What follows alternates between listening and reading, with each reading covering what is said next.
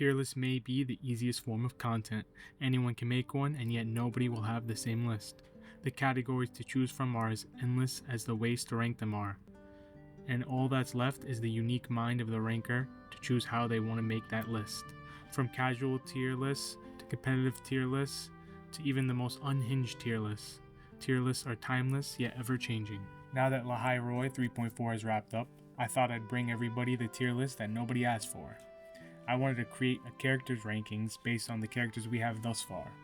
And that's because the characters have increased in quality, and I have no doubt that they will continue to increase in quality as the story progresses. Before I start, I just want to make it clear, this is not based on their place in the meta. This is not based on how quickly they clear endgame content, and this is not based on their kits and how fun it is to play them. This list is based on their story and lore, their character design, and their originality. But most importantly, this is all my preference, and however I rank them is based on how much I like the character and how much their story meant to me. And how much I love their tacit mark placement. And now starting with Lord Arbiter. SS tier. Without a doubt, Rover is the main character, the savior of Solaris. His title says it all, Lord Arbiter. He has no flaws, and after the conclusion of Lahai Roy, I'm starting to look forward to learning more about them. The 4 stars. Alto, SS tier. Despite what others may think about this character, I think in a cast of beauties, beasts, and blades, Alto is a breath of fresh air. Now the next 4-star is going to be a community favorite. That's right. This 4-star deserves their own rank entirely. They speak of her in legends that one day she will take center stage and nobody will be safe. Next, our signature fiery pistol user. A bundle of energy and the most traditional pistol character we have. Solid S tier. Next, Tauchi. Next up, more Teffy, or as I like to call him, that time I was reincarnated as a scientist instead of a dragon. He has more relevance than some 5 stars in the game, so solid 4-star character. All around I like him. Next, see, I don't even want to say this character's name. This character's a joke. Is it not? Next, the man with a fedora. He's just a man with a fedora. Next up, Baji. I really hope she gets a 5-star variant. Following up with that, the second best 4-star in the game. She has a tacit mark in her eye. It's pretty cool. Get it? No? Okay. Next. The cover girl. Who else is constantly sending us mail? That's right, nobody. Lumi. The little hamster theme. And the final 4-star, Booling. One of the Black Shore's most reliable agents, and knows how to show us the respect we deserve. A simple character to fill out a simple standard slot. What really intrigues me the most about her is her mutations from her resonance ability.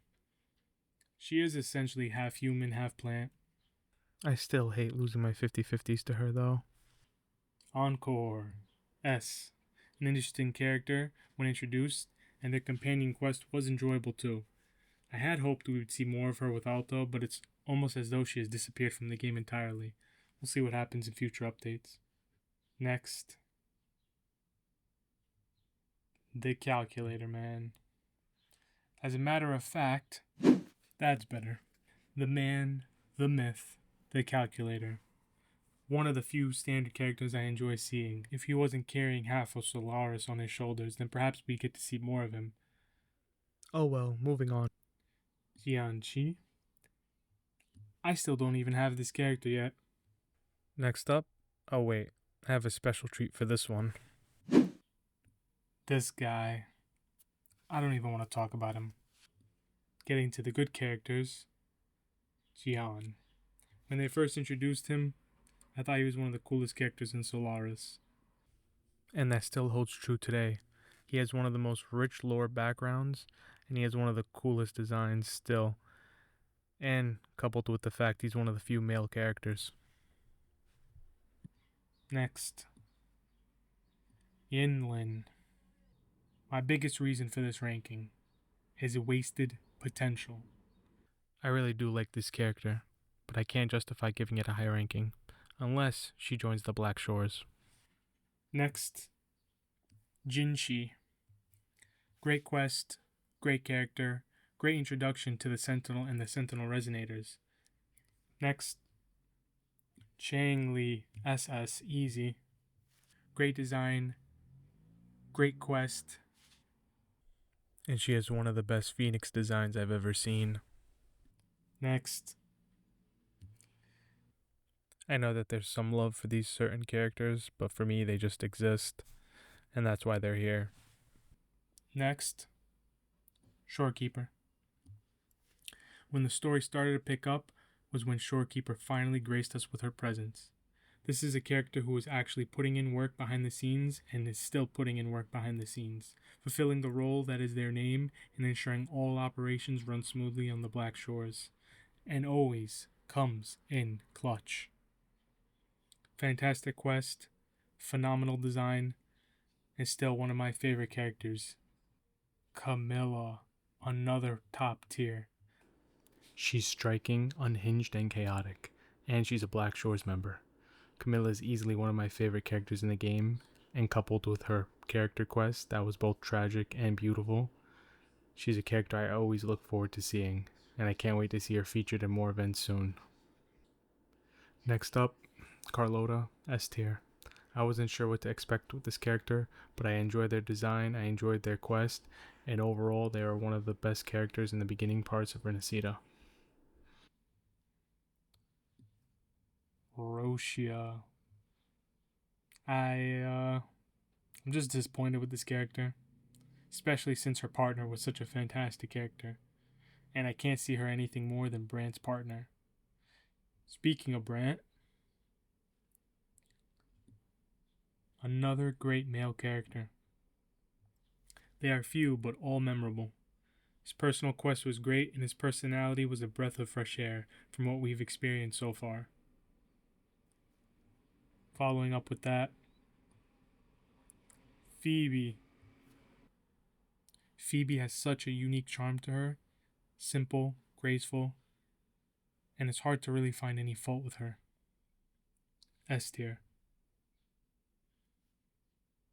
Next up, Kanta. Stop. What? This is your conscience. No, I'm pretty sure I'm my conscience. Well, then I'm your voice of reason. Right. And your reason for disturbing the flow is to save you from yourself. Save me? I'm only sharing my thoughts. No. Come on, nobody will take it seriously. No. But it's the It's an exaggerated truth. Fine, but you can't stop me from creating this new tier. Cantarella. That tier. Her design is phenomenal, especially having the tacit mark on the tongue. One of the most unique placements, considering her abilities have to do with, poison. At first, I thought this would be my most disliked character in all of Renacida. Then we were introduced to her and her backstory.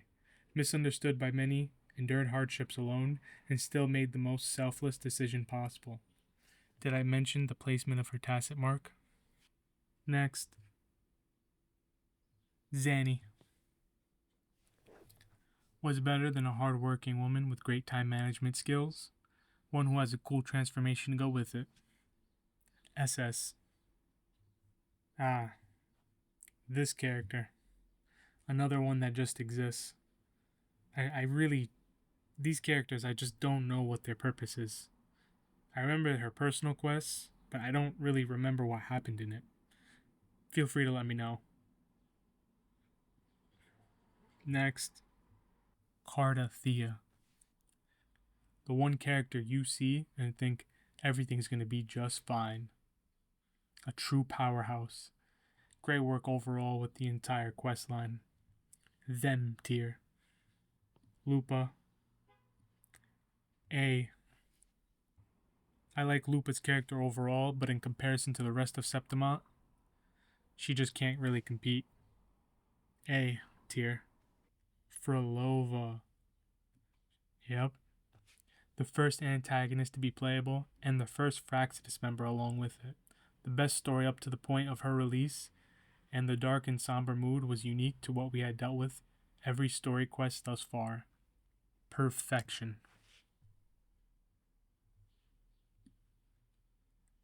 Another them. When I hear Augusta, I will always imagine a powerhouse of a ruler. Another great quest, with another great character. Seeing her rise to rule with no sentinel to boost her strength, no powerful ability, no outstanding resonant ability, nothing but pure skill. That's the definition of Augusta. Next. Hang on. What now? You were just gonna say something against the better of our judgment. Our? Aren't we the same? You're an idiot. I'm not. Whatever, I'm only pointing out. No. Alright. You see the tier. The priest who was dressed more like a surfer, while showing the competence equal to that of Septimon's ruler. Their story of self-sacrifice was another touching one, and one of all the more meaningful stories, since they knew that they were condemning themselves to a life of solitude and nothingness, while also having the perfect amount of "I'm the best girl." That tacit mark placement, though, is just... Stop. Next up, Galbrina. Them. Bounty Hunter? Check. Abomination Slayer? Check. Sweet Tooth? Check. Another member of the Black Shores? Check. Galbrina was everything I hoped for and more. Chuyon. S tier. When the male characters come to the Wuthering Waves, they come in greatness. He's a blind swordsman on a mission. What more could you ask for? Next. Chisa. This was a character that had so much wasted potential. At this point in the story, she feels similar to a filler character. She exists for no reason but to exist. I will add, her design is iconic and graceful, but that doesn't make up for the injustice done to her in her story. Wasted potential for sure. Next up, Linnae. Not only do we get a character that rides bikes and loves art, but they are also the first character to introduce Rover to student life, trying to escape one life for a better life. A story that could touch the hearts of many and be relatable at the same time. And she's a gamer. Once a student, now a professor. She made a traumatic experience into a beautiful experience, and with her high-tech prosthetics, Mornier makes the best out of science. Great design. Next up, the character that brought us the current best arc in Solaris, Imith. Them. The main focal point of Lahai Roy's story. While I thought this character wouldn't interest me at all, I was pleasantly surprised. The character was done well, I loved their story, and it was one of the first signs that this arc would be one I would look forward to, as I'm sure many others did. The unique characteristic of being a digital ghost, and one of the characters Rover considered family, had me invested in the start. And she's a gamer too. Next up, Luke, SS. Our resident doctor, former hitman, was one of Rover's close associates in the past and came to Lahai Roy at his request. Another interesting character with another great quest. Following up, Sigrika. A. While being my least favorite of the Lahai Roy characters, facing the challenges of being a prodigy, Sigrika had a lot to handle and lived up to the expectations. Next, another powerhouse in the them tier, the last Miko of Flaming Sakura. With her great swordsmanship and the talisman bestowed upon her, she is a powerhouse of an opponent, a great ally to have, and a fearsome foe to make. She had a fantastic quest during the story, and her rich history made her another interesting character in Lahai Roy. Next, we have Dinia, SS. Facing her fears and pushing forward in solitude is one of the most admirable traits a character can have. She may have sacrificed herself for Rover and Solaris, but it could be argued that she is more free now than ever before. Next. Enough. Last one. It's the most important. Yeah, no, I gotta agree with you there. Take it away. Nice. Next, Lucilla. You see the tier. A political powerhouse, an enlightening educator, and a fearsome fighter. Lucilla has it all and more. She's the president in Star Torch Academy, and she'll always be my president, if you know what I mean. And another great tacit mark placement, strategically placed in a great spot. Graceful and stunning, this president always has my vote.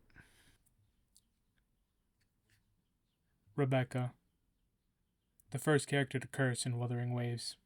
SS. Lucy, the first character to go to the moon in Wuthering Waves. She's a them tier. And that's the list. We can ignore Ling Yang, but that's the final list. This is in no particular order within the tiers. You should only be paying attention to the tiers. But beyond that, that's it. And thanks for watching. Let me know what you agree with, what you disagree with. Tell me what you would have changed and who you would have put in that top tier position.